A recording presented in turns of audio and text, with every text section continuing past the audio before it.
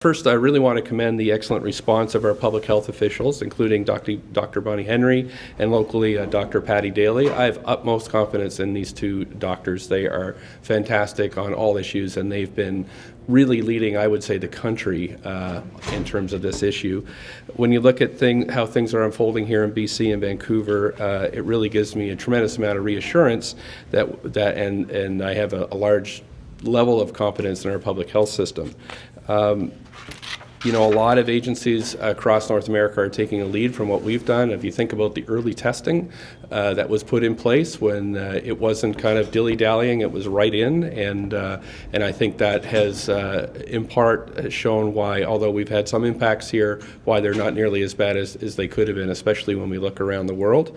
So for right now, we're not changing any of our operations here at the city, but we're monitoring things closely, as Gil had said, and we're taking the same precautions here. I mean, remember, the city also employs about 10,000 people, so we have to look after the welfare of our workers. So really, but the whole thing is to be calm, to really get your information from the right sources. So go to Health Canada websites, or probably more importantly, the provincial health sites. Wash your hands, and that probably means investing in moisturizer, because I'm feeling now my hands are dry from this. But really, it's just practicing good hygiene. And I think some of the places that didn't have the early responses are now feeling the effects of that.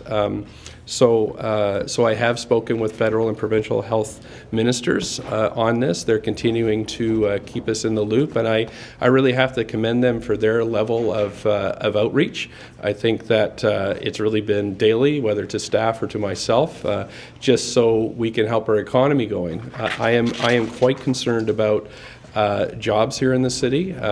We've had the double whammy of, I don't even want to look at the stock market these days. That's very worrying. Oil prices, COVID-19. So the city manager has instructed the Vancouver Economic Commission to start developing a response, what we might do here in the city, but what we might also do, what we might ask the provincial and federal governments for. The Prime Minister has unveiled $1 billion of funding that can help specifically with COVID-19, but we might need other measures in place here. That said, Vancouver's economy is growing at a rapid rate. I've been talking to large tech employers who are starting to locate here, and I think that's very good news for the city. And they tell me the number one problem they have is housing provision. So really, all roads lead to Rome here. It is rental housing that is the crux of things. But in terms of the immediate